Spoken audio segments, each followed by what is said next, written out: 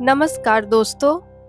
आज हम गुनाहों का देवता का चौथा भाग सुनने वाले हैं। तो आइए कहानी की शुरुआत करते हैं। दूसरे दिन सुबह सुधा आंगन में बैठी हुई आलू छील रही थी और चंदर का इंतजार कर रही थी। उसी दिन रात को पापा आ गए थे और दूसरे दिन सुबह बुआ जी और बिनती। सुधी, किसी ने इतने प्यार से पुकारा कि हवाओं में रस भर गया। अच्छा, आ गए चंदर। सुधा आलू छोड़कर उठ बैठी। क्या लाए हमारे लिए लखनऊ से? बहुत कुछ सुधा। के है सुधा? सहसा कमरे में से कोई बोला। चंदर है, सुधा ने कहा। चंदर, बुआ आ गई। और कमरे से बुआ जी बाहर आई। प्रणाम बुआ जी, चंदर बोला और पैर छूने के लिए झुका। हाँ हाँ हाँ। बुआ जी 3 कदम पीछे हट गई। देखते हो ना, हम पूजा की धोती पहने हैं। ईके है सुधा। सुधा ने बुआ की बात का कुछ जवाब नहीं दिया। चंदर, चलो अपने कमरे में, यहाँ बुआ पूजा करेंगी। चंदर अलग हटा। बुआ ने हाथ के पंच पात्र से वहां पानी छिड़का और जमीन फूकने लगी। सुधा, बिनती को भेज दे। बुआ जी ने धूपदानी में महाराजिन से कोयला लेते हुए कहा। सुधा अपने कमरे में पहुंचकर चंदर को खाट पर बिठाकर नीचे बैठ गए। अरे, ऊपर बैठो। नहीं, हम यही ठीक है, कहकर वह बैठ गई और चंदर की पैंट पर पेंसिल से लकीरें खींचने लगी। अरे, यह क्या कर रही हो? चंदर ने पैर उठाते हुए कहा। तो तुमने इतने दिन क्यों लगाए? सुधा ने दूसरे पाइचे पर पेंसिल लगाते हुए कहा। अरे, बड़ी आफत में फंस गए थे सुधा। लखनऊ से हम लोग गए बरेली। वहाँ एक उत्सव में हम लोग भी गए और एक मिनिस्टर भी पहुंचे। कुछ सोशलिस्ट, कम्युनिस्ट और मजदूरों ने विरोध प्रदर्शन किया। फिर तो पुलिस वालों और मजदूरों में जमकर लड़ाई हुई। वह तो कहो, एक बेचारा सोशलिस्ट लड़का था, कैलाश मिश्रा। उसने हम लोगों की जान बचाई, वरना पापा और हम दोनों ही अस्पताल में होते। अच्छा, पापा ने हमें कुछ नहीं बताया? सुधा घबरा कर बोली और बड़ी देर तक बरेली उपद्रव और कैलाश मिश्रा की बात करती रही। अरे, ये बाहर गा कौन रहा है? चंदर ने सहसा पूछा। बाहर कोई गाता हुआ आ रहा था। आंचल में क्यों बांध लिया मुझ परदेसी का प्यार, आंचल में क्यों। और चंदर को देखते ही उस लड़की ने चौंक कर कहा। अरे! क्षण भर स्तब्ध और फिर शर्म से लाल होकर भागी बाहर। अरे, भागती क्यों है? यही तो है चंदर, सुधा ने कहा। लड़की बाहर रुक गई और गर्दन हिलाकर इशारे से कहा, मैं नहीं आऊंगी, मुझे शर्म लगती है। अरे चलिए आ, देखो हम अभी पकड़ लाते हैं, बड़ी झक्की है यह, कहकर सुधा उठी। वह फिर भागी। सुधा पीछे पीछे भागी। थोड़ी देर बाद सुधा अंदर आई तो सुधा के हाथ में उस लड़की की एक चोटी और वह बेचारी बुरी तरह अस्त व्यस्त थी। दांत से अपने आंचल का छोर दबाए हुए थी। बाल की 3-4 लटें मुंह पर झुक रही थी और लाज के मारे सिमटी जा रही थी। और आंखें थी कि मुस्कुराए या रोए, यह तय ही नहीं कर पाई थी। देखो चंदर, देखो, सुधा हाँफ रही थी। यही है बिनती मुटकी कहीं की, इतनी मोटी है कि दम निकल गया हमारा। सुधा बुरी तरह हाँफ रही थी। चंदर ने देखा, बेचारी की बुरी हालत थी। मोटी तो बहुत नहीं थी, पर हाँ, गांव की तंदुरुस्ती थी। लाल चेहरा, जिसे शर्म ने तो दूना बना दिया था। एक हाथ से अपनी चोटी पकड़े थी, दूसरे से अपने कपड़े ठीक कर रही थी और दांत से आंचल पकड़े। छोड़ दो उसे, यह क्या है सुधा, बड़ी जंगली हो तुम, चंदर ने डांट कर कहा। जंगली मैं हुई या यह? चोटी छोड़कर सुधा बोली। यह देखो, दांत काट लिया है इसने। सचमुच सुधा के कंधे पर दांत के निशान बने हुए थे। चंदर इस संभावना पर बेतहासा हंसने लगा कि इतनी बड़ी लड़की दांत काट सकती है। क्यों जी, इतनी बड़ी हो गई और दांत काटती हो? उसकी हंसी रुक नहीं रही थी। सचमुच यह तो बड़े मजे की लड़की है। बिनती है इसका नाम। क्यों रे, महुआ बिनती थी क्या वहाँ, जो बुआ जी ने बिनती नाम रख दिया? वह पल्ला ठीक से ओढ़ चुकी थी, बोली नमस्ते। चंदर और सुधा दोनों हंस पड़े। अब इतनी देर बाद याद आई। चंदर और भी हंसने लगा। बिनती, ए बिनती, बुआ की आवाज आई। बिनती ने सुधा की ओर देखा और चली गई। और कहो सुधी, चंदर बोला, क्या हाल चाल रहा यहाँ? फिर भी एक चिट्ठी भी तो नहीं लिखी तुमने। सुधा बड़ी शिकायत के स्वर में बोली, हमें रोज रुलाई आती थी, और तुम्हारी वो आई थी। हमारी वो? चंदर ने चौंक कर पूछा। अरे हाँ, तुम्हारी पम्मी रानी। अच्छा, वो आई थी, क्या बात हुई? कुछ नहीं, तुम्हारी तस्वीर देख देख कर रो रही थी, सुधा ने उंगलियां नचाते हुए कहा। मेरी तस्वीर देखकर? अच्छा, और थी कहाँ मेरी तस्वीर? अब तुम तो बहस करने लगे। हम कोई वकील है? तुम कोई नई बात बताओ। सुधा बोली। हम तो तुम्हें बहुत बहुत बात बताएंगे, पूरी कहानी है। इतने में बिनती आई। उसके हाथ में एक तस्तरी थी और एक गिलास। तस्तरी में कुछ मिठाई थी और ग्लास में शरबत। उसने लाकर तस्तरी चंदर के सामने रख दी। ना भाई, हम नहीं खाएंगे, चंदर ने इनकार किया। बिनती ने सुधा की ओर देखा। खा लो, लगे नखरा करने। लखनऊ से आ रहे हैं ना, तकल्लुफ न करे तो मालूम कैसे हो? सुधा ने मुंह चिढ़ाते हुए कहा। चंदर मुस्कुराकर खाने लगा। दीदी के कहने पर खाने लगे आप? बिनती ने अपने हाथ की अंगूठी की ओर देखते हुए कहा। चंदर हंस दिया, कुछ बोला नहीं। बिनती चली गई। बड़ी अच्छी लड़की मालूम पड़ती है यह, चंदर बोला। हाँ, बहुत प्यारी है और पढ़ने में हमारी तरह नहीं है, बहुत तेज है। अच्छा, तुम्हारी पढ़ाई कैसी चल रही है? मास्टर साहब बहुत अच्छा पढ़ाते हैं। और चंदर, अब हम खूब बात करते हैं उनसे, दुनिया भर की, और वे बस हमेशा सिर नीचे किए रहते हैं। एक दिन पढ़ते वक्त हम गरी पास में रखकर खाते गए, उन्हें मालूम ही नहीं हुआ। उनसे एक दिन कविता सुनवा दो, सुधा बोली। चंदर ने कुछ जवाब नहीं दिया और डॉक्टर साहब के कमरे में जाकर किताबें उलटने लगा। इतने में बुआ जी का तेज स्वर आया। हमें मालूम होता कि मुझौसी हमके ऐसी नाच नचई है तो हम पैदा होत गला काट देती। हरे राम, आकाश सिर पर उठाए हैं। के घंटे से नरियात नरियात गटई फट गई।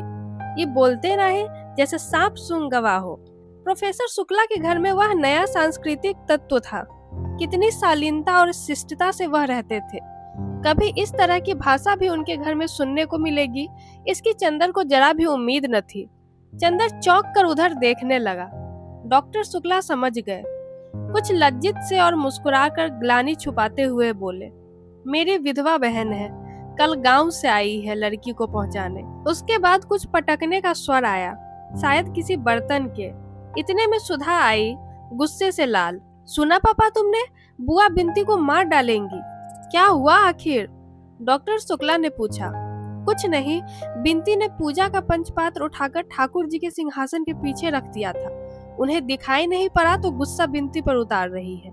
इतने में फिर उनकी आवाज आई। पैदा करते बखत बहुत अच्छा लग रहा, पालत बखत तय बोल गए। मर गए रहो तो अपन संतानों अपने साथ ले जेते हो। हमारे मूड पर ही हत्या का है डाल गए हो। ऐसी कुलक्षणी है कि पैदा होते ही बाप को खा गई। सुना पापा तुमने? चलो हम चलते हैं, डॉक्टर शुक्ला ने कहा। सुधा वहीं रह गई। चंदर से बोली, ऐसा बुरा स्वभाव है बुआ का कि बस बिनती ऐसी है कि इतना बर्दाश्त कर लेती है। बुआ ने ठाकुर जी का सिंहासन साफ करते हुए कहा। रोवत काहे हो? कौन तुम्हारे माए बाप को गरियावा है कि ई असुआ ढरकाए रही हो? ई सब चोचला अपने ओ के दिखाइए जेके। 2 महीना और है, अबहिन से उधियानी न जाओ। अब अभद्रता सीमा पार कर चुकी थी। बिनती, चलो कमरे के अंदर, हटो सामने से, डॉक्टर शुक्ला ने डांट कर कहा। अब ये चरखा बंद होगा या नहीं? कुछ शर्म हया है या नहीं तुम में? बिनती सिसकते हुए अंदर गए। स्टडी रूम में देखा कि चंदर है तो उल्टे पांव लौटकर आई सुधा के कमरे में और फूट फूट कर रोने लगी। डॉक्टर शुक्ला लौट आए। अब हम ये सब करें या अपना काम करें? अच्छा, कल से घर में महाभारत मचा रखा है। कब जाएंगी ये सुधा? कल जाएंगी। पापा, अब बिनती को कभी मत भेजना इनके पास, सुधा ने गुस्से भरे स्वर में कहा। अच्छा जाओ, हमारा खाना परसो। चंदर, तुम अपना काम यहाँ करो। यहाँ शोर ज्यादा हो तो तुम लाइब्रेरी में चले जाना, आज भर की तकलीफ है। चंदर ने अपनी कुछ किताबें उठाई और उसने चला जाना ही ठीक समझा। सुधा खाना परोसने चली गई। बिनती रो रोकर और तकिए पर सिर पटक कर अपनी कुंठा और दुख उतार रही थी। बुआ घंटी बजा रही थी। दबी जवान जाने क्या बकती जा रही थी। यह घंटी की भक्ति भावना भरे स्वर में सुनाई नहीं देता था। लेकिन बुआ जी दूसरे दिन गई नहीं। जब 3-4 दिन बाद चंदर गया तो देखा बाहर के सेहन में डॉक्टर शुक्ला बैठे हुए हैं और दरवाजा पकड़कर बुआ जी खड़ी बातें कर रही हैं। लेकिन इस वक्त बुआ जी काफी गंभीर थी और किसी विषय पर मंत्रणा कर रही थी। चंदर के पास पहुंचने पर फौरन वे चुप हो गई और चंदर की ओर सशंकित नेत्रों से देखने लगी। डॉक्टर शुक्ला बोले, आओ चंदर बैठो।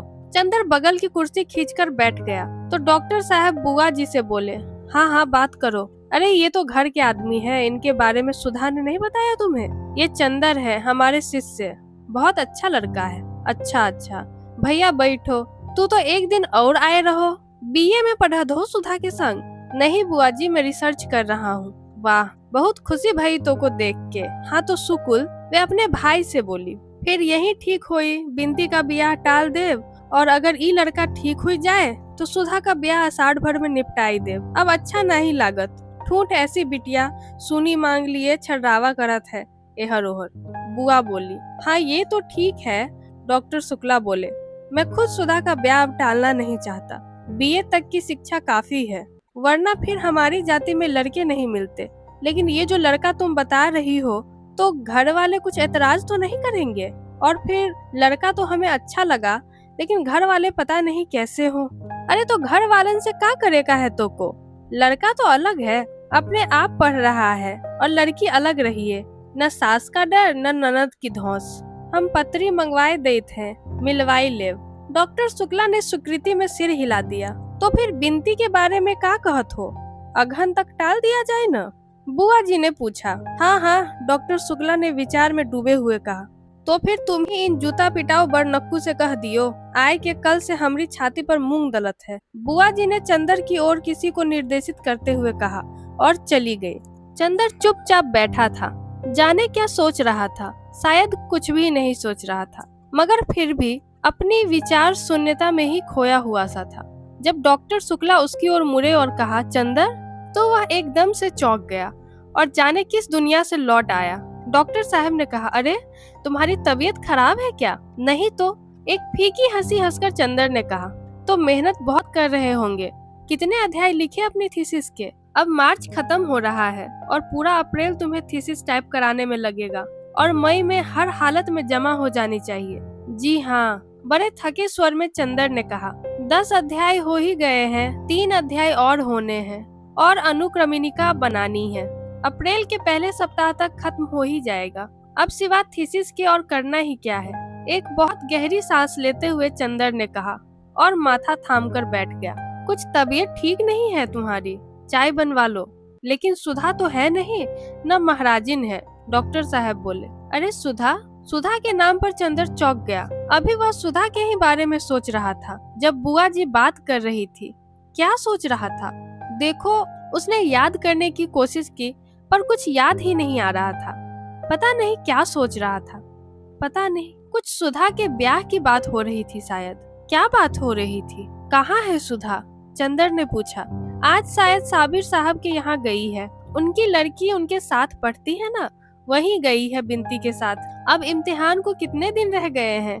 अभी घूमना बंद नहीं हुआ उनका? नहीं, दिन भर पढ़ने के बाद उठी थी। उसके भी सिर में दर्द था, चली गई। घूम फिर लेने दो बेचारी को, अब तो जा ही रही है। डॉक्टर शुक्ला बोले, एक हंसी के साथ जिसमें आंसू छलक पड़ते थे। कहाँ तय हो रही है सुधा की शादी? बरेली में। अब उसकी बुआ ने बताया है, जन्म पत्री दी है, मिलवा लो। फिर तुम जरा सब बातें देख लेना। तुम तो थीसिस में व्यस्त रहोगे, मैं जाकर लड़का देख आऊंगा। फिर मई के बाद जुलाई तक सुधा का ब्याह कर देंगे। तुम्हें डॉक्टरेट मिल जाए और यूनिवर्सिटी में जगह मिल जाए, बस हम तो लड़का लड़की दोनों से फारिग। डॉक्टर शुक्ला बहुत अजब से स्वर में बोले। चंदर चुप रहा। बिनती को देखा तुमने? थोड़ी देर बाद डॉक्टर ने पूछा। हाँ वही ना, जिनको डांट रही थी ये उस दिन? हाँ वही। उसके ससुर आए हुए हैं। उनसे कहना है कि अब शादी अगहन पुस के लिए टाल दे, पहले सुधा की हो जाए। वह बड़ी है और हम चाहते हैं कि बिनती को तब तक विदुषी का दूसरा खंड भी दिला दे। आओ उनसे बात कर ले अभी। डॉक्टर शुक्ला उठे, चंदर भी उठा और उसने अंदर जाकर बिनती के ससुर के दिव्य दर्शन प्राप्त किए। वे एक पलंग पर बैठे थे, लेकिन वह अभागा पलंग उनके उदर के लिए ही नाकाफी था। वे चित पड़े थे और सांस लेते थे तो पुराणों की उस कथा का प्रदर्शन हो जाता था कि धीरे धीरे पृथ्वी का गोल वराह के मुंह पर कैसे ऊपर उठा होगा। सिर पर छोटे छोटे बाल और कमर में एक अंगोछे के अलावा सारा शरीर दिगंबर। सुबह शायद गंगा नहाकर आए थे, क्योंकि पेट तक में चंदन रोली लगी हुई थी। डॉक्टर शुक्ला जाकर बगल में कुर्सी पर बैठ गए। कहिए दुबे जी, कुछ जलपान किया आपने? पलंग चरमराया। वह विशाल मांसपिंड में एक भूडोल आया और दुबे जी जलपान की याद करके गदगद होकर हंसने लगे। एक थलथलाहट हुई और कमरे की दीवारें गिरते गिरते बची। दुबे जी ने उठकर बैठने की कोशिश की, लेकिन असफल होकर लेटे लेटे ही कहा, हो आप सबकी कृपा है, खूब छक्के मिष्ठान पाया। अब जरा शरबत उर्बत कुछ मिले तो जो कुछ पेट में जलन है सो शांत होए। उन्होंने पेट पर अपना हाथ फेरते हुए कहा। अच्छा, अरे भाई जरा शरबत बना देना। डॉक्टर शुक्ला ने दरवाजे की ओट में खड़ी हुई बुआ जी से कहा। बुआ जी की आवाज सुनाई पड़ी। बाप रे, ये 2.5 मन की लाश, कम से कम मशक भर के शरबत तो उली से दे ही। चंदर को हंसी आ गई। डॉक्टर शुक्ला मुस्कुराने लगे, लेकिन दुबे जी के दिव्य मुखमंडल पर कहीं क्षोभ या उल्लास की रेखा तक न आई। चंदर मन ही मन सोचने लगा, प्राचीन काल के ब्रह्मानंद सिद्ध महात्मा ऐसे ही होते होंगे। बुआ एक गिलास में शरबत ले आई। दुबे जी कांख कांख कर उठे और एक सांस में शरबत गले से नीचे उतारकर गिलास नीचे रख दिया। दुबे जी, एक प्रार्थना है आपसे। डॉक्टर शुक्ला ने हाथ जोड़कर बड़े विनीत स्वर में कहा। नहीं नहीं, बात काटकर दुबे जी बोले, बस अब हम कुछ नहीं खावे। आप बहुत सत्कार किए, हम यही से छक गए। आपको देख के तो हमें बड़े प्रसन्नता भई। आप सचमुच दिव्य पुरुष हो, और फिर आप तो लड़की के मामा हो, और ब्याह शादी में जो है सो मामा का पक्ष देखा जाता है। ये तो भगवान ऐसा जोड़ा मिलाइन है कि वर पक्ष और कन्या पक्ष दुइन के मामा बड़े ज्ञानी है। आप है तो कॉलेज में प्रोफेसर, और ओहर हमार सार लड़का के मामा जोन है तो डाकघर में मुंशी है। आपकी कृपा से, दुबे जी ने गर्व से कहा। चंदर मुस्कुराने लगा। अरे सो तो आपकी नम्रता है, लेकिन मैं सोच रहा हूँ कि गर्मियों में अगर ब्याह न रखकर जाड़े में रखा जाए तो ज्यादा अच्छा होगा। तब तक आपके सत्कार की हम कुछ तैयारी भी कर लेंगे। डॉक्टर शुक्ला बोले। दुबे जी इसके लिए तैयार न थे। वे बड़े अचरज में भरकर उनकी ओर देखने लगे, लेकिन बहुत कहने सुनने के बाद अंत में वे इस शर्त पर राजी हुए कि अगहन तक हर तीज त्योहार पर लड़के के लिए कुर्ता धोती का कपड़ा और 11-12 रुपए नजराना जाएगा, और अगहन में अगर ब्याह हो रहा है तो सास ननद और जिठानी के लिए गरम साड़ी जाएगी। और जब जब दुबे जी गंगा नहाने प्रयागराज आएंगे तो उनका रोचना का एक थाली, कपड़े और एक स्वर्ण मंडित जौ से होगा। जब डॉक्टर शुक्ला ने यह स्वीकार कर लिया तो दुबे जी ने उठकर अपना झालम झोला कुर्ता गले में अटकाया और अपनी गठरी हाथ में उठाकर बोले, अच्छा तो अब आज्ञा देव, हम चली अब, और ये रुपया लड़की को दे दियो, अब बात पक्की है। और अपनी पैंट से उन्होंने एक मुड़ा मुड़ाया तेल लगा हुआ 5 रुपए का नोट निकाला और डॉक्टर साहब को दे दिया।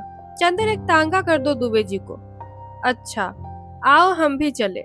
जब ये लोग लौटे तो बुआ जी एक थैली से कुछ धर निकाल रही थी। डॉक्टर शुक्ला ने नोट बुआ जी को देते हुए कहा, लो, ये दे गए तुम्हारे समधी जी लड़की को। 5 का नोट देखा तो बुआ जी सुलग उठी। न गहना न गुड़िया, ब्याह पक्का कर गए हैं ये कागज के टुकड़े से। अपना आप तो सोना और रुपया और कपड़ा सब लीले को तैयार, और देत के दांत पेट पिरात है जूता पिटाऊ का।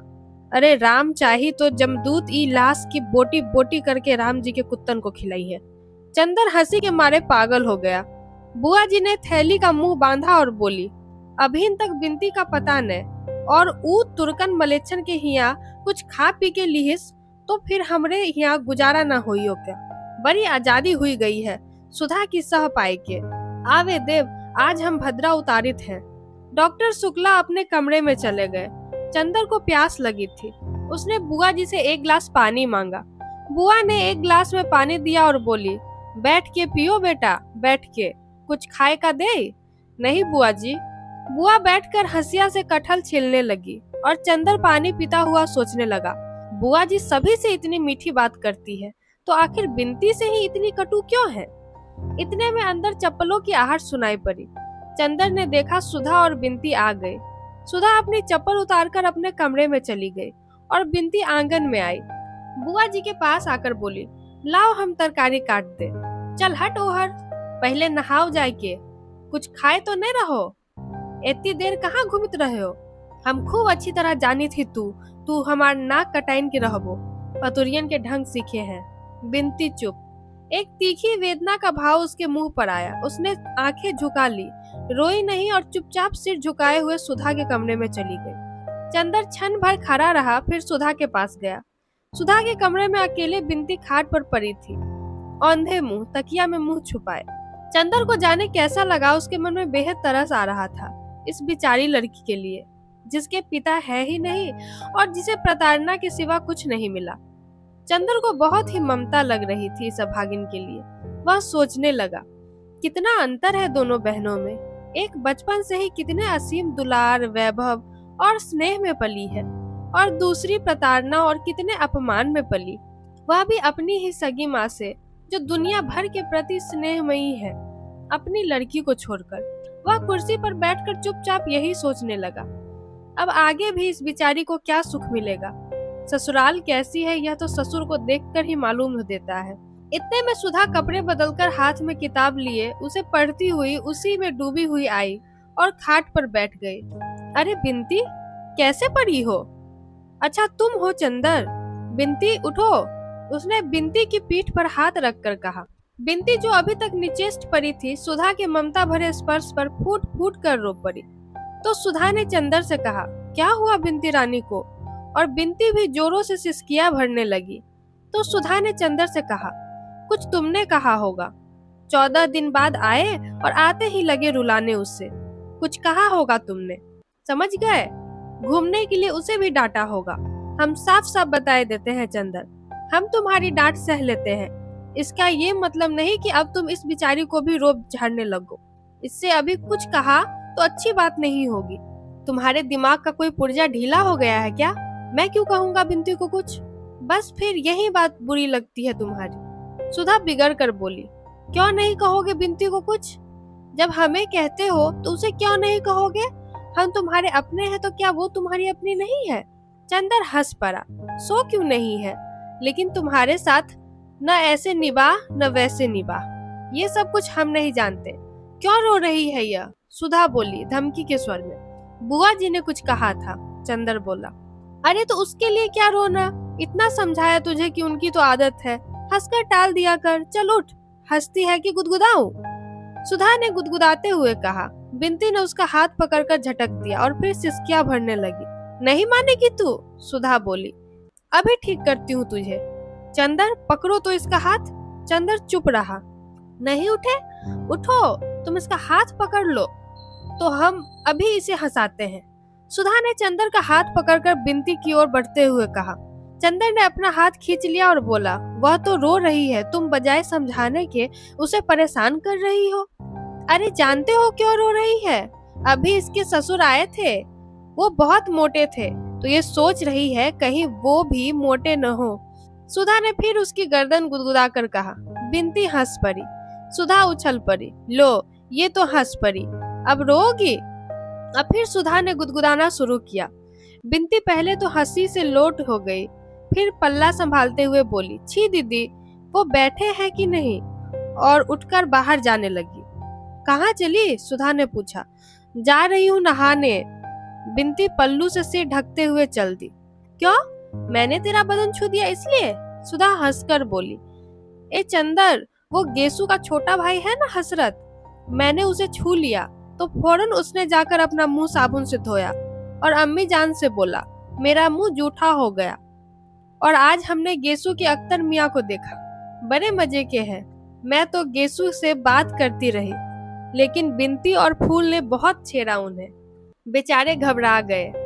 फूल बहुत चुलबुली है और बड़ी नाजुक है, बड़ी बोलने वाली है, और बिनती और फूल का खूब जोड़ मिलता है। दोनों खूब गाती है। बिनती गाती भी है? चंदर ने पूछा। हमने तो रोते ही देखा।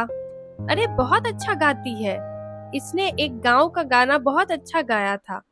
अरे देखो, वह सब बताने में हम तुम पर गुस्सा होना तो भूल ही गए। कहाँ रहे 4 रोज?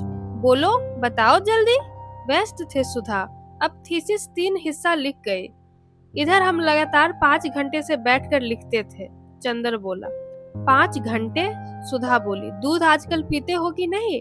हाँ हाँ, 3 गायें खरीद ली है, चंदर बोला। नहीं, मजाक नहीं, कुछ खाते पीते रहना, कहीं तबीयत खराब हुई तो। अब हमारा इम्तिहान है, परे परे मक्खी मारोगे और हम देखने भी नहीं आ सकेंगे। अब कितना कोर्स बाकी है तुम्हारा? कोर्स तो खत्म था हमारा, कुछ कठिनाइयाँ थी सो पिछले 2-3 हफ्ते में मास्टर साहब ने बता दी थी। अब दोहराना है, लेकिन बिंती का इम्तिहान मई में है, उसे भी तो पढ़ाना है। अच्छा, अब चले हम। अरे बैठो, फिर जाने के दिन बाद आओगे। आज बुआ तो चली जाएंगी, फिर कल से यही पढ़ो ना। तुमने बिंती के ससुर को देखा था? हाँ, देखा था। चंदर उनकी रूपरेखा याद करके हंस पड़ा। बाप रे, पूरे टैंक थे वो तो। बिंती की ननद से तुम्हारा ब्याह करवा दे, करोगे? सुधा बोली। लड़की इतनी ही मोटी है, उसे कभी डांट लेना तो देखेंगे तुम्हारी हिम्मत। ब्याह? एकदम से चंदर को याद आ गया, अभी बुआ ने बात की थी सुधा के ब्याह की। तब उसे कैसा लगा था? कैसा लगा था? उसका दिमाग घूम गया था। लगा जैसे एक असहनीय दर्द था, या क्या था, जो उसकी नस नस को तोड़ गया एकदम। क्या हुआ चंदर? अरे चुप क्यों हो गए? डर गए मोटी लड़की के नाम से? सुधा ने चंदर का कंधा पकड़कर झकझोरते हुए कहा। चंदर एक फीकी हंसी हंसकर रह गया और चुपचाप सुधा की ओर देखने लगा। सुधा चंदर की निगाह से सहम गई। चंदर की निगाह में जाने क्या था? एक अजब सा पथराया सूनापन, एक जाने किस दर्द की अमंगल छाया, एक जाने किस पीड़ा की मूक आवाज, एक जाने कैसी पिघलती हुई सी उदासी, और वह भी गहरी, जाने कितनी गहरी। और चंदर था कि एकटक देखता जा रहा था, एकटक अपलक। सुधा को जाने कैसा लगा। ये अपना चंदर तो नहीं, ये अपने चंदर की निगाह तो नहीं। चंदर तो ऐसी निगाह से, इस तरह अपलक तो सुधा को कभी नहीं देखता था। नहीं, यह चंदर की निगाह तो नहीं। इस निगाह में न शरारत, न डांट, न दुलार, न करुणा। इसमें कुछ ऐसा है जिससे सुधा बिल्कुल परिचित नहीं, तो आज चंदर में पहली बार दिखाई पड़ रहा है। सुधा को जैसा डर लगने लगा, जैसे वह कांप उठी। नहीं, यह कोई दूसरा चंदर है जो इसे इस तरह देख रहा है। यह कोई अपरिचित है, कोई अजनबी, किसी दूसरे देश का कोई व्यक्ति जो सुधा को। चंदर, चंदर, तुम्हें क्या हो गया? सुधा की आवाज मारे डर के कांप रही थी। उसका मुंह पीला पड़ गया, उसकी सांस बैठने लगी थी। चंदर? और जब उसका कुछ बस न चला तो उसकी आंखों में आंसू छलक आए। हाथों पर एक गरम गरम बूंद आकर पड़ते ही चंदर चौंक गया। अरे सुधी, रो मत। नहीं पगली, हमारी तबीयत कुछ ठीक नहीं है, एक गिलास पानी तो ले आओ। सुधा अब भी कांप रही थी। चंदर की आवाज में अभी भी वह मुलायमित नहीं आ पाई थी। वह पानी लाने के लिए उठी।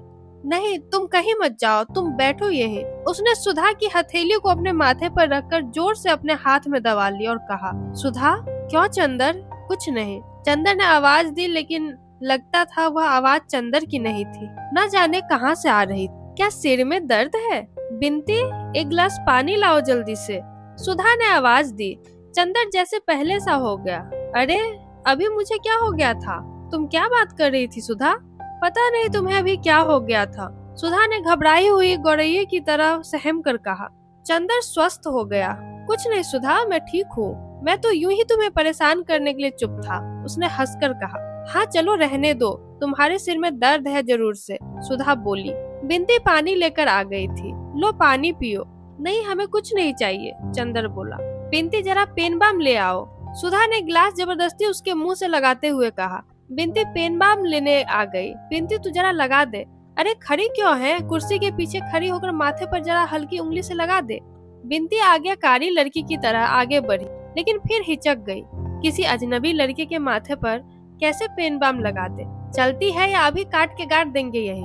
मोटकी कहीं, खा खा कर मुटानी है, जरा सा काम नहीं होता। बिंती ने हार कर पेन बाम लगाया। चंदर ने उसका हाथ हटा दिया तो सुधा ने बिंती के हाथ से पेन बाम लेकर कहा, आओ हम लगा दे। बिंती पेन बाम देकर चली गई तो चंदर बोला, अब बताओ क्या बात कर रही थी। हाँ, बिंती के ब्याह की। ये उनके ससुर तो बहुत ही भद्दे मालूम पड़ रहे हैं। क्या देखकर ब्याह कर रही हो तुम लोग? पता नहीं क्या देखकर ब्याह कर रही है बुआ। असल में बुआ पता नहीं क्यों बिंती से इतनी चिढ़ती है। वह तो चाहती है किसी तरह से बोझ टले सिर से, लेकिन चंदर, यह बिंती बड़ी खुश है। यह तो चाहती है किसी तरह जल्दी से ब्याह हो। सुधा मुस्कुराती हुई बोली, अच्छा, यह खुद ब्याह करना चाहती है? चंदर ने ताज्जुब से पूछा। और क्या, अपने ससुर की खूब सेवा कर रही थी सुबह। बल्कि पापा तो कह रहे थे कि अभी यह बीए कर ले तब ब्याह करो। हमसे पापा ने कहा इससे पूछने को। हमने पूछा तो कहने लगी बीए करके भी वही करना होगा, तो बेकार टालने के क्या फायदा। फिर पापा हमसे बोले कि कुछ वजहों से अगहन में ब्याह होगा, तो बड़े ताज्जुब से बोली, अगहन में? सुधी, तुम जानती हो अगहन में उसका ब्याह क्यों टल रहा है? पहले तुम्हारा ब्याह होगा। चंदर हंसकर बोला। वह पूर्णतया शांत था। उसके स्वर में कम से कम बाहर सिवा चुहल के और कुछ भी न था। मेरा ब्याह? मेरा ब्याह? आंखें फाड़ कर, मुंह फैलाकर, हाथ नचाकर, कौतूहल भरे आश्चर्य से सुधा ने कहा। फिर हंस पड़ी, खूब हंसी। कौन करेगा मेरा ब्याह? बुआ। पापा करने ही नहीं देंगे। हमारे बिना पापा का काम ही नहीं चलेगा। और बाबू साहब, तुम किस पर आकर रंग जमाओगे? ब्याह मेरा हूँ। सुधा ने मुंह बिचकाकर उपेक्षा से कहा। नहीं सुधा, मैं गंभीरता से कह रहा हूँ, 3-4 महीने के अंदर तुम्हारा ब्याह हो जाएगा। चंदर ने उसे विश्वास दिलाते हुए बोला। अरे जाओ, सुधा ने हंसते हुए कहा। ऐसे हम तुम्हारे बनाने में आ जाएं तो हो चुका। अच्छा जाने दो, तुम्हारे पास कोई पोस्ट कार्ड है? लाओ जरा इस कॉमरेड को एक चिट्ठी लिख दे। चंदर बात बदल कर बोला। पता नहीं क्यों इस विषय की बात के चलने में उसे कैसा लगता था। कौन कॉमरेड? सुधा ने पूछा। तुम भी कम्युनिस्ट हो गए क्या? नहीं जी, वो बरेली का सोशलिस्ट लड़का कैलाश, जिसने झगड़े में हम लोगों की जान बचाई थी। हमने तुम्हें बताया नहीं था सब किस्सा उस झगड़े का, जब हम और पापा बाहर गए थे? हाँ हाँ, बताया था। उसे जरूर खत लिख दो। सुधा ने पोस्ट कार्ड देते हुए कहा।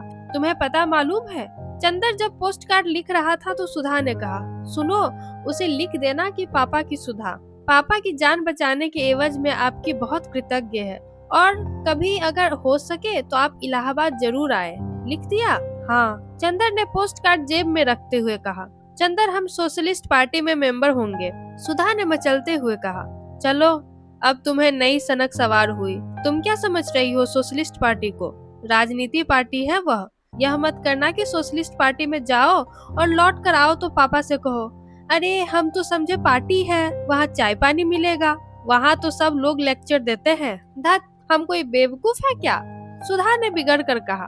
नहीं, सो तो तुम बुद्धि सागर हो, लेकिन लड़कियों की राजनीतिक बुद्धि कुछ ऐसी ही होती है। चंदर बोला। अच्छा रहने दो, लड़कियां ना हो तो काम ही ना चले। सुधा ने कहा। अच्छा सुधा, आज कुछ रुपए दोगी? हमारे पास पैसे खत्म हैं और सिनेमा देखने जाना है। चंदर ने बहुत दुलार से कहा। हाँ हाँ, जरूर देंगे तुम्हें, मतलबी कहीं के। सुधा बोली। अभी अभी तुम लड़कियों की बुराई कर रहे थे ना, तो तुम और लड़कियों में से थोड़े हो, तुम तो हमारी सुधा हो। सुधा महान। सुधा पिघल गई। अच्छा कितना लोगे? अपनी पॉकेट में से 5 रुपए का नोट निकाल कर बोली। इससे काम चल जाएगा? हाँ हाँ, आज जरा सोच रहे हैं पम्मी के यहाँ जाए, तब सेकेंड सो जाए। पम्मी रानी के यहाँ जाओगे? समझ गए, तभी तुमने चाचा जी से ब्याह करने से इनकार कर दिया। लेकिन पम्मी तुमसे 3 साल बड़ी है, लोग क्या कहेंगे? सुधा ने छेड़ा। ओहो, तो क्या हुआ जी, यह सब तो चलता है। चंदर हंसकर टाल गया। तो फिर खाना यही खाए जाओ और कार्ड लेते जाओ। मंगाओ। चंदर ने पलंग पर पैर फैलाते हुए कहा। खाना आ गया और जब तक चंदर खाता रहा, सुधा सामने बैठी रही और बिनती दौड़ दौड़ कर पूरी लाती रही। दोस्तों, आज की कहानी यही समाप्त करते हैं। आगे की कहानी हम इसके अगले भाग में सुनेंगे। तब तक के लिए धन्यवाद।